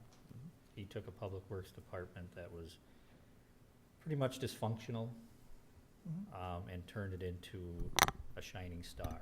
I mean, we've got people that are out there every day working their tails off. And I am so proud to see that happen in this city, that we have gone from, and I'm not, don't take this wrong, just saying, we've come a long ways. And Gary Peters, I think, has been a huge part of this. Totally agree. And I would just- Yep. like to recognize Gary as doing an amazing job. Yeah. Yeah, he's done an excellent job, and I'll just mention what Mr. Grimm just kind of whispered in my ear. This is essentially a revenue neutral, or actually an ad for this. The dollars that we were spending towards that public works director position is more than covered with Gary's promotion, so we're good. So we're not spending more money by promoting Gary, but it's he's earned this, so. And then, when do you think you could bring back the policy for the take-home vehicle? Well, as soon as I possibly can. I hope I can Okay. bring it back at the next meeting, but if not, it'll be the first one in All right. February. So. Okay, all right. In the meantime, so you're saying in the meantime, he can't use the vehicle? Well, he can use it, but I just make it a formal policy. Okay. The policy will direct him what he can use it for and what he Okay. can't use it for, so. Okay, It would probably be more comfortable to leave him in the position as is with the vehicle not being a take-home vehicle until we actually have the council approve it. The League of Minnesota Cities has some model policies that we're gonna use. I'll work with Mr. Beatty to make sure that these things are worked Okay. through, so we have it. well, if you can, bring it back Yeah. at our next meeting We would like to. versus a month from now, so. Yeah, All right, absolutely. well, any further questions or comments? Otherwise, a motion has been made and seconded to approve Gary Peters' promotion to Public Works Superintendent. All those in favor signify with aye. Aye. All those opposed, motion passes 5-0. Next, we have our city administrator search options discussion. And Mr. Barone? Okay. This is kind of a weird one to talk about, kind of talking about yourself, but as the council knows, I've been in the interim role since mid-May of this past year. I recommended to the Personnel Committee at the time, they provided me with a 10% pay increase to assume the. I just can't hear a single word. I know that isn't totally your fault, but I really would like to hear what you have to say. Okay. I'll try not to eat the microphone. All right. Project. Yeah. Thank you. Yep, you're welcome. So what I was trying to say is the Personnel Committee back in May, when I met with them, asked me to take the interim role. I asked for a 10% pay increase, and they agreed to that. And my recommendation to them at the time, and which was later approved by the council, was to wait until the new city council got seated in order to decide what exactly you want to do for the city administrator position. I didn't think it was right just to jump in, take the job, get a contract based on the results of the election. They may not have liked me, and time to say goodbye. I don't want to have a 9-month job on my resume. So, and I also thought it was just for continuity's sake. It was going to be really difficult at that time with all that was going on to try to recruit somebody in addition to just doing my job. So here we are in January. The new council is now seated, and so I provided the city council with a couple of options. There's actually, you know, two ways to do this. The first one is to do the old-fashioned search, put together a position summary and go out and recruit, beat the bushes, so to speak, for a city administrator. I delineated the cost as best I could. It's about $15,000 to $25,000 to do a process like that. It's probably a 3 to 6 month timeline. The other option, which I guess I'll say I prefer, is if you're interested in hiring me for the position after watching me do the position for at least a couple of our council members since May of last year. I would be interested in the position, and if so, depending on which one you want to do, if so, what we would do, since we now have a new personnel committee, is I would work with the personnel committee and also include Mr. Grimm in those discussions if you're interested in doing either one, but either way, we would have to discuss a profile, whether that profile is in terms that you want to agree to hire me or somebody else through a process. So I tried not to look like I'm cooking up books, because I do want the job, I will be honest with you, but you know, that's your call. I don't get to decide that. So I'll let you have a discussion about it. I presented you with a couple of ways to go about staffing this on a permanent basis. So. Well, I have been involved recently in searches for top positions in different organizations, and I can tell you your numbers are spot on. In fact, 25,000 might even be a little bit on the low end. I know they can go upwards of that. I've spoken with Mr. Baroni, and I've also spoken with other individuals in this field and outside of our city hall, and I can tell you he does come with excellent credentials, and if you're not familiar with his credentials, I would highly encourage you to find those out.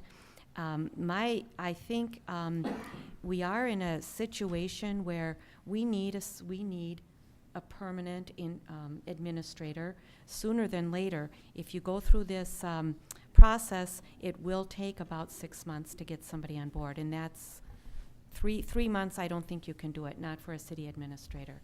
And then the question is, if you pay all that money, are you going to get applicants that are as or better qualified and know the city as well as Mr. Baroni? Those would all be questions that I would have if we went out for a search. I'm very thankful that you said you're very interested. I think that also speaks well. When somebody says they're very interested, that says that they're interested in working hard as well, and we're going to probably have to work him very hard with all of the things that are on our plate. But why don't I start with Ms. Thole? I think Mr. Baroni has done a good job in the interim role. I think he also did a good job as the assistant city administrator. Any of my interactions with him have been very professional, and he's knowledgeable. And so I would be in favor of retaining Mr. Baroni as the official city administrator, effective immediately or whenever that date would be appropriate.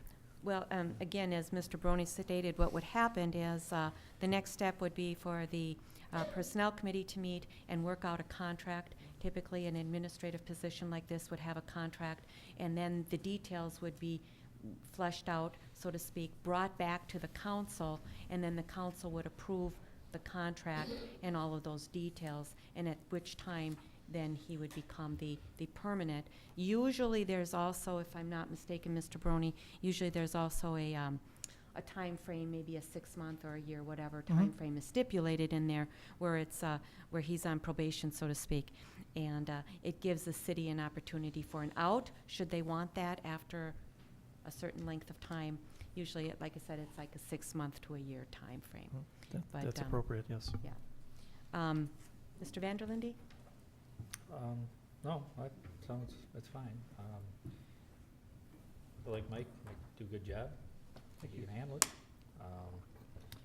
One thing I would like, if we do go that direction, I would kind of like to look at revisiting what our situation as far as having, 2 administrators. Being that we have, we're doing in the middle of a search for a city clerk right now. Right. Can we redo, city clerk, maybe a little bit different job, where it's more maybe a clerk / assistant administrator? I think it's something we should look into. And I think, yes, I've already been in, I've talked with Mr. Brony a little bit. My concern that we're short a city clerk, we're short an assistant administrator, or at least another individual. So we are down 2 individuals in our administrative department. And I think we should be looking at how we're going to fill them, and maybe changing the job descriptions a little bit, maybe changing their duties a little bit, and seeing what we can come up with. So I think that'll be part, very shortly, of the Personnel Committee's job as well. So I think we're on the same page there. I think this is the time that we have to do it. Exactly, yeah. You don't want to wait till you hire somebody and Right. then try and figure it out. Right. Ms. Mortensen? What I've observed with Mr. Barone is that he has proven that he is highly qualified and shows great leadership with the staff and provided great training for us coming on board. I also would just piggyback on with Patricia with retaining you in that position. And I do agree with you, Mark, and Lisa, on shuffling things around, which is very common when you have promotions like this, taking a look at the personalities in the system, and we have opportunities of hiring people that fit those qualifications. Yeah. And Mr. Barone might have some other ideas in terms of how he would like to structure the staff. Yes. And I'm sure that he'll be bringing those ideas forward as well. So, I will. Mr. Christians. I have actually several things I would like to point out. First of all, putting Mike in the position that he was put in back in May. Thank you. You've done a very good job in doing so and taking over. I also look at what has happened this last year. We've got more building permits, you may say, that have been pulled this last year than there have been in a number of years. We've gone through a historical moment of high waters and floods and crises that have taken place, which you've handled very well, and you've done it basically as the assistant. So again, I'm going to throw in and agree with Mark on the standpoint that, number one, I would definitely like to see you become the city administrator as soon as possible, and then look at revamping something where the job descriptions can be changed a bit so that we can incorporate the position of the city assistant along with the position that like Terry had, what she was doing. The second thing is at the time of the contract, and I don't know, that's going to be your responsibility to put that contract together, but one of the things that I would really like to see in the job description, and I'm sure if you have a contract, there's a job description that will go with it, correct? Yes. Okay. Whenever we get to a point within the job description, for the sake of the taxpayers of the city, that guidelines are set in terms of getting bids on things that I think in the past that maybe we haven't done. Could you Let's just go forth and put together the contract, and The let's contract, just look yeah. at the job description that will go with it. Okay, just FYI, and I could be wrong here, but typically you have a contract, and then you have a job description. I could be wrong, and maybe Mr. Barone or Mr. Beatty, you could weigh in. Aren't they 2 separate things? And please don't take me wrong on that, Mike. You've done a great job No, of it's filling fine. in, I'm taking not in. taking I that. just, No, I don't want you to take well, that. the job take that description wrong. will be, I mean, you would put together a job, there's probably a job description for this job. I don't know if I've seen it. I Yeah. kind of know where it is, but I haven't looked for it. But that basically describes what it is that this Right. position does. The contract just sets in granite what it is that I'm going to get paid or somebody's going to get paid, previous administrator, the next administrator, benefits, all that. It's just detailed in excruciating general And I would like detail. to see a contract put together as soon as we possibly could too, and I agree with Yep. both Patricia and Pam here on this too. And I agree with Mark on the standpoint of kind of looking at the whole picture. If we put the contract together and do it right away as soon as we can, I'd like to have us look at the whole picture. Okay, but it's a There little is- apples and oranges. The contract for a city administrator is different than a job description for a city clerk or assistant city Right. administrator. Those positions aren't contracted. Only the city administrator job is a contracted position. Anybody else that's on city staff doesn't have a contract with the city. Mhm. So the job I'm currently still working in, Is the job description? there is a job description, but I don't have a contract with Right. the city. So Right. only the city administrator does. And so I definitely have some ideas of what I would like to do going forward Good. as far as what the assistant city administrator job that I've held or am holding will be called and what the duties will be. And then those of what I would like to do is talk about with the personnel committee. Hopefully they'll agree with what I want to do. We'll bring that back here. We'll obviously have a discussion at the council level. Hopefully you'll agree with what it is that I want to do for the direction of the city. So anything other than that right now would be premature, but yeah, I do Yeah. want to look at all the things, all the duties, so. We already have, by the way, you approved last year to authorize to seek for a city clerk position, and that's in the works. In fact, the deadline is Right. Thursday, so, so we're already kind of out down the road on that one, but, and that, I don't think that would factor into the duties between the administrator and the assistant administrator going forward anyway, so. So, good. Well, again, I'm in favor of going forward with Okay. it and as soon as we can. I don't know Okay. if you had anything you wanted to add to that, Ron, or not? Okay.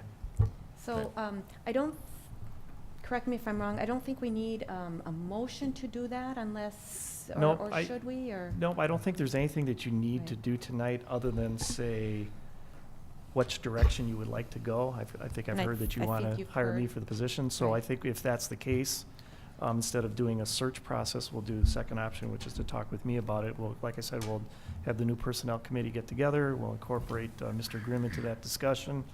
And then I'll do some background work to find sample contracts from neighboring administrators and managers to give the personnel committee a flavor for what should go in. We haven't done one of these since Mike Funk was hired, and I believe that was 2006? Seven? Seven.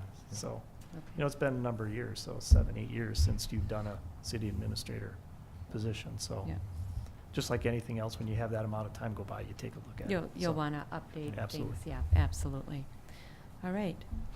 Great. So I think you have good direction. I do. And thank you, council, for your comments. Next, we have our, let's see, we have the water treatment discussion. How many people are here for that? What we're going to do is staff is going to do a report, and then after that, those that are here that would like to address the council, make a comment, or have some questions, you may do so. We'll allow that opportunity. And I also have a letter that I will read into the record from a resident, and I will do that immediately after the presentation. And then after the public has had an opportunity to ask questions and weigh in, then we're going to take it back to the council, and the council is going to have some discussion and ask their questions, and then hopefully we can make a decision this evening in terms of what route we're going to go. So with that, who is going to be doing the presentation? Well, I'm going to introduce Brian so he can do it. All right. So I guess Delegating. this is me. I can't like pass like family feud, Nah. can I? No, I'm just kidding. I'm passing it to So- you.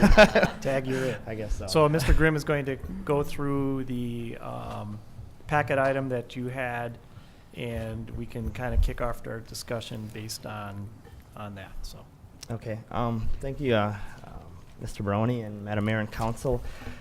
I think what I'll do is I'll briefly, I don't have any like PowerPoint presentation, but I think we had a pretty good discussion, a pretty lengthy discussion at the last council meeting on this topic. And what I'll do is I'll go through the memo and then sort of, I guess, recap what happen for people that weren't at the December 1st meeting, or at least the high points.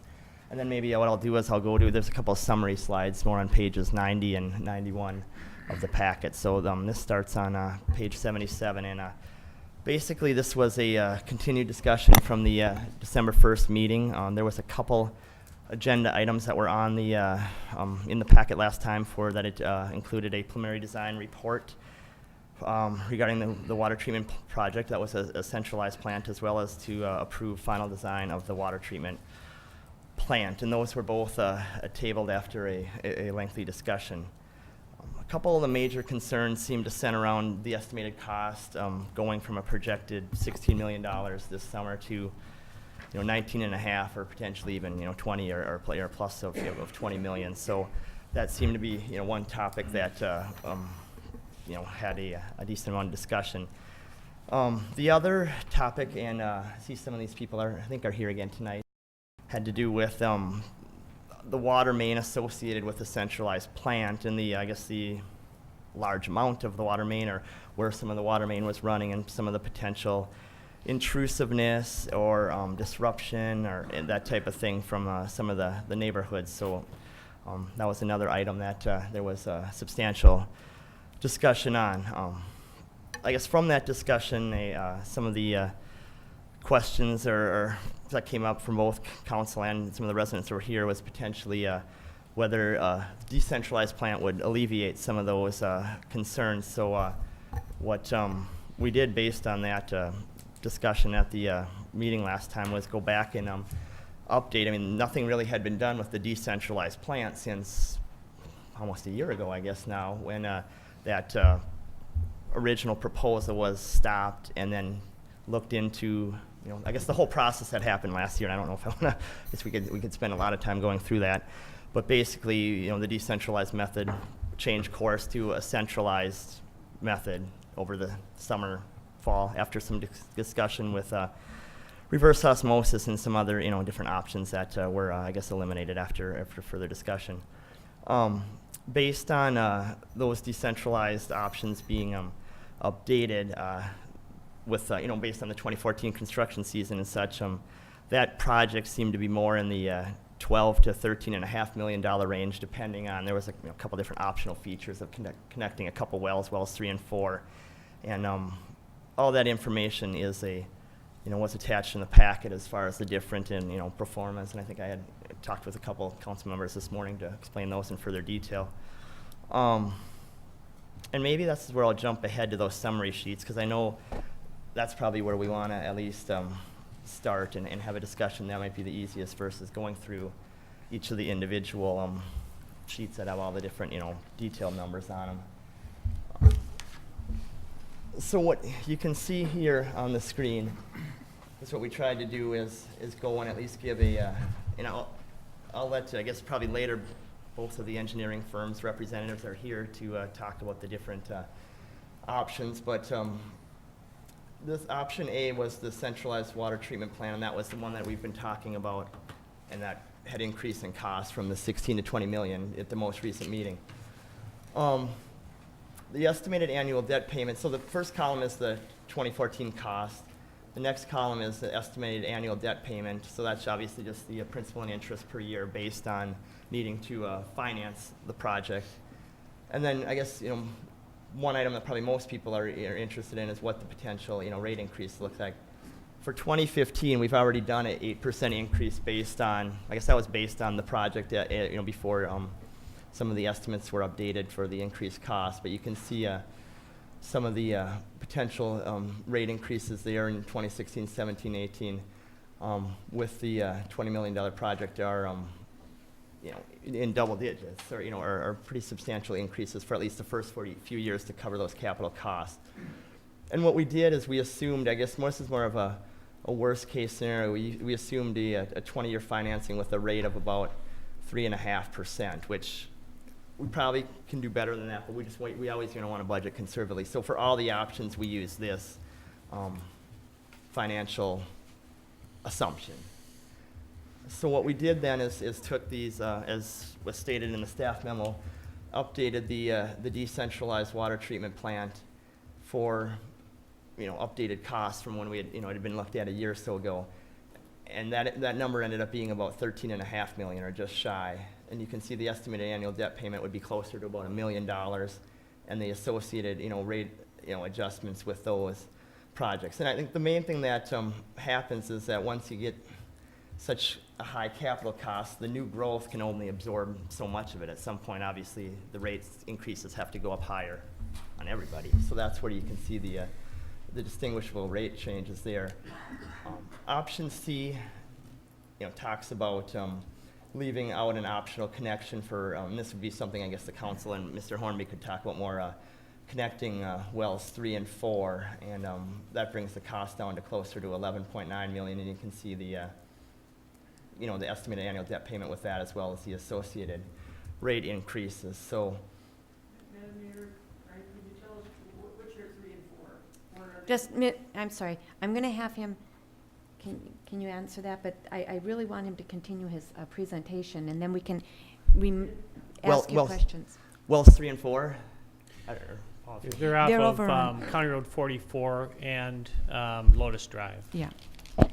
They're by Trillium and on County Road 44 and. Right. and So south yeah. side of Trillium and the east side of Trillium. Yeah. Thank you. Okay. I don't know, David, do you want to flip maybe to the next page in the packet? This is probably, you probably can't blow that up too well. Maybe I'll just read those off. But I guess from we listed out some of the disadvantages and advantages, I guess, of each of the different the plants. And I guess from going through the process this summer, I guess from the decentralized plant, I guess one of the advantages of it just seems to be a more prudent financial option. I guess from my perspective, most people can handle maybe 3, 4, 5, 6% increases a year. It seems to get a little more cost prohibitive if you're looking at double-digit rate increases in a year.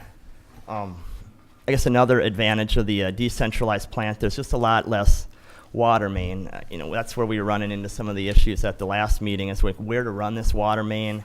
We've looked at a lot of different routes. We tried to go along the trail. That wasn't good. We've tried to ask about the county roads or through Mound. They didn't really like that. We've seen the neighbors. They really didn't like that. So, we keep getting a lot of, pushback as far as, where to run this 10 to 12 miles of pipes. And it's not like we haven't tried, but it's just, the more and more you search for options, the more and more they disappear, I guess.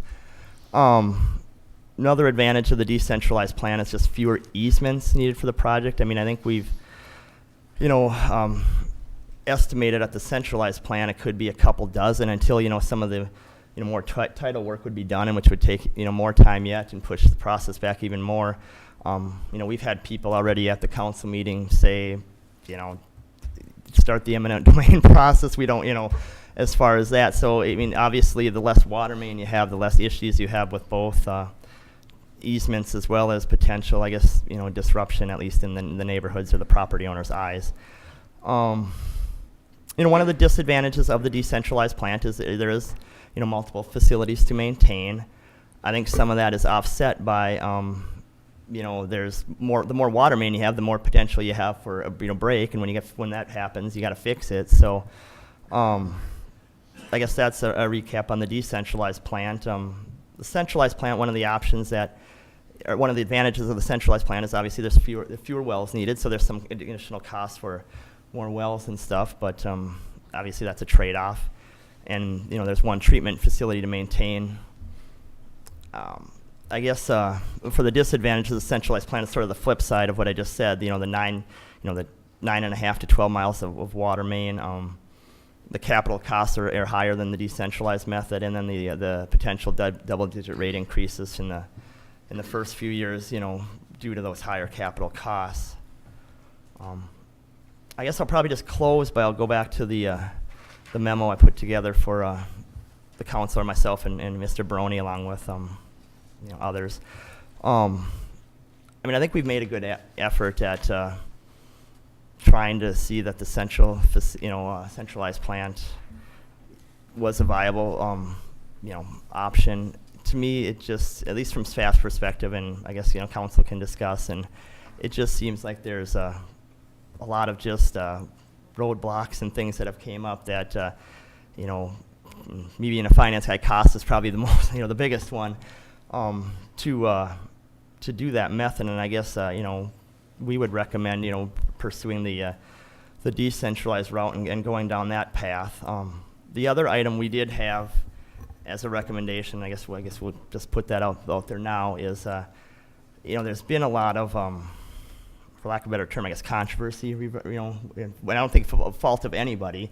It's just a lot of differing opinions that, you know, there's been, you know, WSB was involved in the project at the start, Bolton and Mink was involved. Secondly, I guess you know, we as staff believe that there, you know, with you know, the staff's recommendation of pursuing a decentralized plant, that a third party should be able to go in, pick up, you know, do final design and make this happen, you know, on a as good a timeline as possible, and try to get everyone clean treated water, which I think is what we all want. So, Brian, I just have one question, just FYI also for kind of everybody here.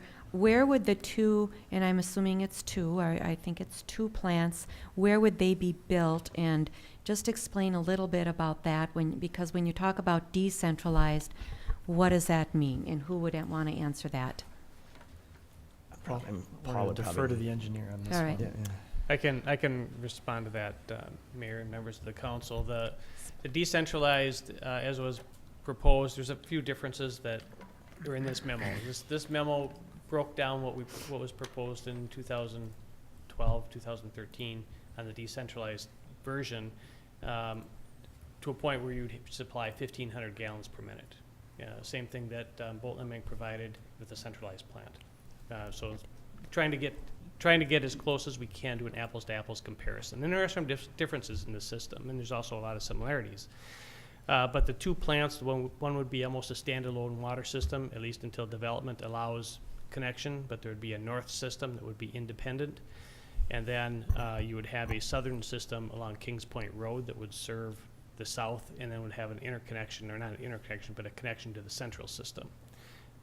From our standpoint, we would want to keep the current system with the hydrodynamic tank and the well in the central system as a backup in case there is any kind of an issue that may come up in a water main break situation. We also have an interconnect with the city of Mound that would also be available to help supply that central system if there's an issue with that connection. So I think that identifies where those would be. One thing I want to add is that the city of Minnetrista is not completely unique, but there are other cities that have this issue, but you have development that's occurring in several parts of the city that have water and require water. I think to try to reduce the amount of water main, and you locate the plant or plants in a location to try to reduce the amount of trunk water main for raw water and distribution back into the system, yeah, it really helps reduce the cost, and that's what that system does. I had no part of that discussion. I came into the city after that part, and then from WSB's standpoint, we stepped out of this project more than a year ago, and would continue to stay out of that project other than oversight as your city engineer. So, Okay. So in looking at that part of it, we're trying to look at options that would fall under the best fiscal sense of the city, and also from an operational standpoint. We have, I think in ours, we have about 2.5, in the decentralized version, we have about 2.5 miles of water main versus just over 11 miles of water main in the centralized version. Centralized version, I think, would work much better when you have a much tighter urban core area where you're trying to supply that treated water out. When you start having these areas that are pods of development, it becomes more difficult to do that, and I think the costs reflect that when you're looking at in particular, the water main. Because a lot of the cost is in the piping. Correct, and yeah. then from an operational standpoint, I think when you have, the city of Minnetrista has very small public works staff. Right. They do very good work, but to throw that kind of, have that kind of water main system initially, even with that small staff, and that staff would grow as the city does, that's an awful lot to take on with that size staff. Okay. I just felt that it was in our packet, and a lot of us are familiar with the location of those, and I just thought for the public's sake here this evening, as well as maybe watching on television, that it would be good to know where those locations are. So with that being said, if that's the end of your presentation, we're going to start it out allowing the public to make some comments and ask some questions. And my first, I'm going to read a letter, if that's okay. This letter was given, it's to the mayor and the city council from Jim and Kristen Turner, who live at 2000 Dutchview Road in Minnetrista. And the plan to route, and this is their letter, the plan to route water lines to and from the central water plant down Dutchview Road and through our property has recently come to our attention. It is hard for us to believe that the process of developing and approving this plan could go as far as it has without seeking our input, but apparently this was not considered necessary. What is even more difficult to believe is that no one has walked, much less surveyed the property you intend to put this line through. Judging by the large-scale map we obtained from the city, the route will pass through our driveway, horse corral, pasture, and over some extremely steep and heavily wooded terrain. The number of large mature trees at this location is well beyond the landscaping trees that deeply concern the South Saunders Lake residents. It also must pass through the outlet to the Dutch Lake wetlands, an extremely important and ecologically sensitive area. On-site field study research by the Minnehaha Water Creek District has been in progress in this area to determine phosphorus flow from upstream sources. In order to get to our property, the map shows that the pipes must pass down Dutchview Road, a narrow, winding road bordered by steep slopes and wetlands. This is our only connection to the highway, and we can't tolerate its closure. It is hard to imagine circumstances in which we could support this project as we understand it. Yet, despite the fact that we are one of only a few private landowners directly affected by the plan, no effort has been made to appraise us of the process or approval as it moved through the city council, contrary to council meeting minutes and reviews of council meetings read in the Laker. It has been continually stated by the council that those with private well water systems will not be affected by this project. This feels like the city is trying to jam something through without having to hear concerned citizens or inconvenient facts that will inevitably significantly raise cost or sink the project altogether. We are disappointed in how this process has ignored us and how the very challenging terrain you are proposing to cross has not even been examined by the engineers charged with developing a plan. We request that you distribute this letter to all the city council members so that all are informed about the above issues and our serious concerns about the route mapped out by the engineering firm of Bolton and Mank. This lack of preparation and shoddy tactics in dealing with landowners leads us to request that the city remove them from this and all projects. As stated earlier, it's hard to imagine circumstances in which we would willingly participate with this plan. We would like to see the council seriously consider that the city support, by subsidy, installation of their own purification systems for those residents which have significant water problems. This would certainly save the city a lot of money, not invade other residents' properties, and would address those residents that have a water problem. Secondly, we support revisiting all earlier proposals, and if some kind of structures need to be built, it should be a decentralized system. Regards, Jim and Kristen Turner. So that is for the record. And with that, I will open it up for additional comments and questions by the public. Ms. Olson, I believe you wanted to have some questions or make some comments. And again, if you can keep your comments brief, succinct, and state your name and address for the record. I'm not sure what you said. I'm sorry that I'm having problems with hearing Madam Mayor and council members, but thank you for letting me have this opportunity. It's probably strange that I'm even interested in it, but as I said at the December 1st meeting, I've got a well that's got bad water, and so I've tuned into what you're doing here, and I remember that any kind of infrastructure like this is a challenge to work with in the city, and it goes back to the days when I was mayor. That's over 32 years ago. That's when it's all started, and I think it's down there near wells 3 and 4. Oops, sorry. And I apologize, it's just not your fault that I'm having trouble hearing, but I do want to share some things because I do have some deep roots with Minnetrista.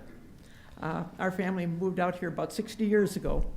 And when I was in college and had designed our home, and my father and I were building it, and we got wind that a group of people had bought the parcel that is now North Saunders Lake Addition, and we're planning to annex that to Mound. It was in the township of Minnetrista.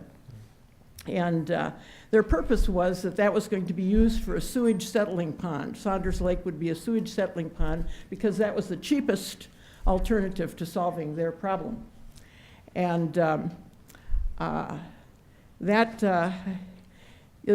consideration of the impact on the future of the area.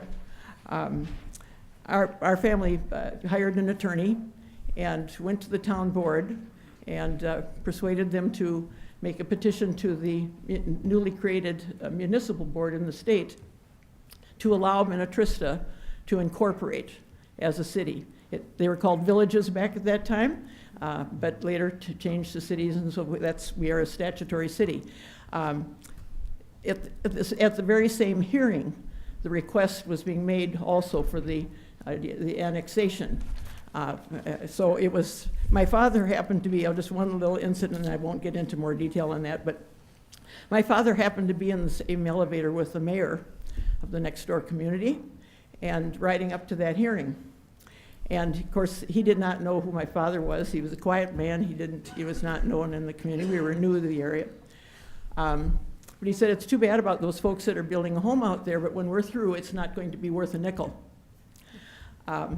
It's a bit troubling, but the municipal board gave Minnetrista the opportunity to bring that to a vote of the people. And that's what kind of started me engaged in politics, because I had no interest or aspiration in that direction at all before that time.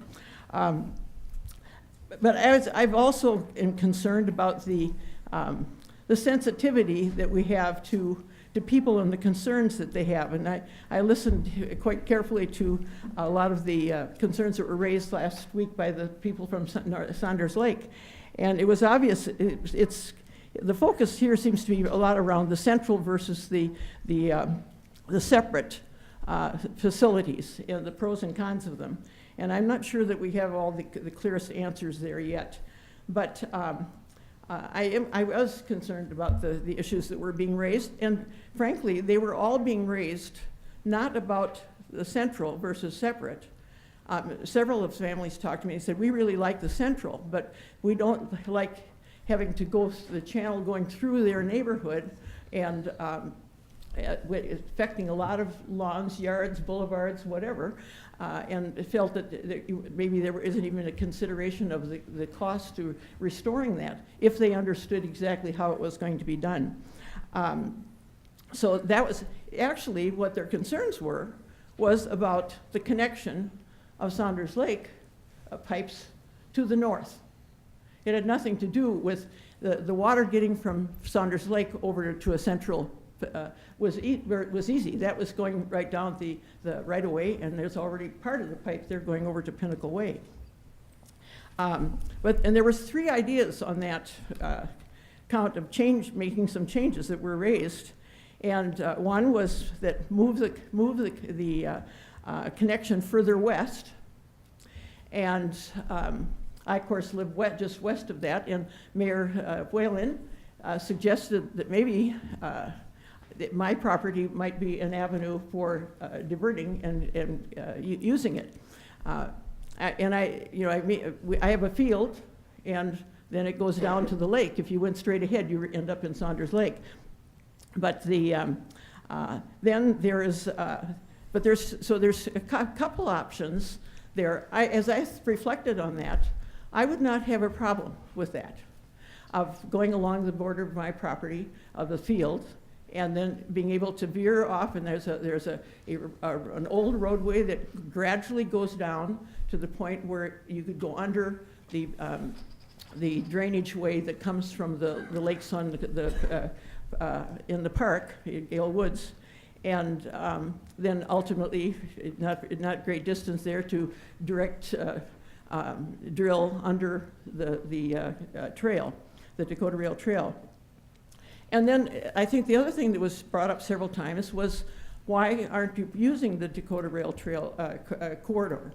And there was discussion saying that, well, the Park District and the Rail Authority are not, they won't allow this if there's another alternative. That came up several times. Well, this afternoon I had a conversation. I called and talked to Bo Carlson, the superintendent of Three Rivers Park, just to explore what their reactions were. They have been following this, and particularly that last meeting. And he told me, he said, I was really surprised because we're more than willing to cooperate with the city in terms of that. And see, I said, because I said one option is coming through through my land. There's a property owner that there's a property line that they could go that comes to the end of my western most part that goes down, and then I have an easement along an easement for the XL power line along the Dakota Rail.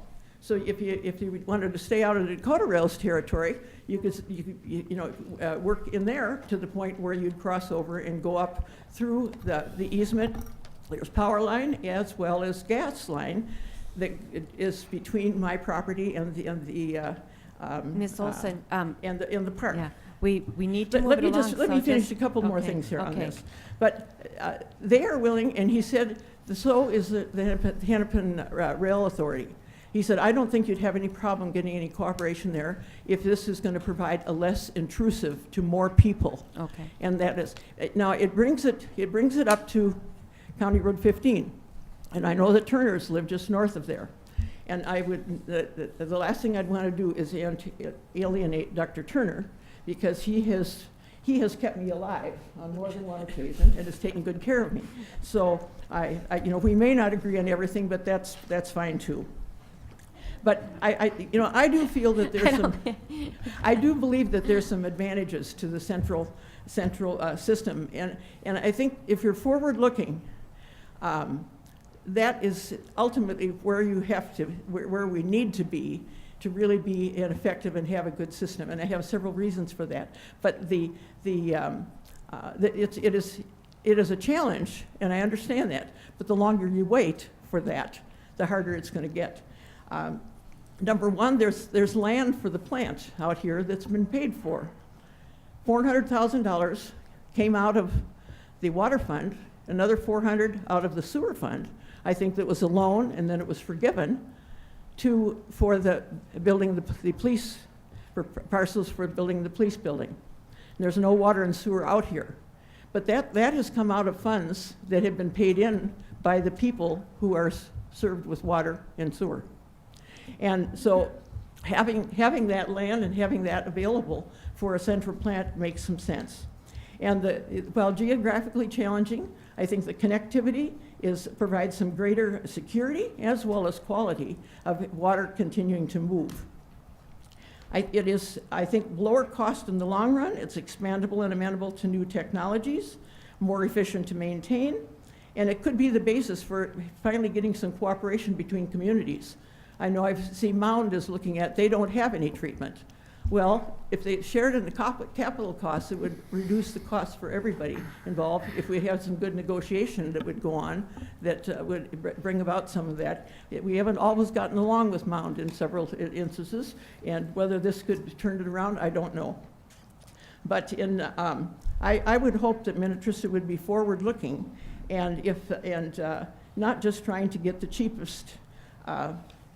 Without necessarily considering what that long-range consequence might be. So I just would encourage you, get it right or don't do it. Otherwise, then maybe, Dr. Turner had, I think, mentioned other options, is let people put in their own system. I put in one to correct my water supply with 3 filtration for $3,750. Okay, thank you. And it's and if you want water, if you want to cut your water use down, put in a cistern and collect your water draining off your roof and use it to water your lawn, so you aren't having to use a lot of city water and pay in fees like that. So these are things that I think are important, and I just do hope you will do it right. We will instead of consider rushing all your head, aspects. On Yeah. it. I don't want to get into battles over the engineering firms, but that's, Thank you. that's another matter. Yeah. Thank you. Thank you very Um, much. I'm sure the council will discuss all aspects in detail. Mayor, can I interject for a second? I think we're bumping up here against a timeline where we're going to have to flip out the card in the Okay. recording, so I'll take a 5-minute break Okay, and allow Isaac to do that. all right. Okay. Let's do that. We'll take a 3 or 4 minute break, and we'll come back and finish listening to the residents here. Thank you.